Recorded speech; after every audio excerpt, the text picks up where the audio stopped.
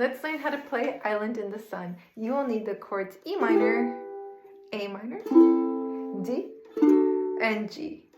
Each chord has its own little strumming part. So for E minor, you're going to do down, down, up. On A minor, you're going to do down, down. On D, you're going to do up, up, down, up. And on G, it's down, down. So together, it'll sound like this. Down, down, up, down.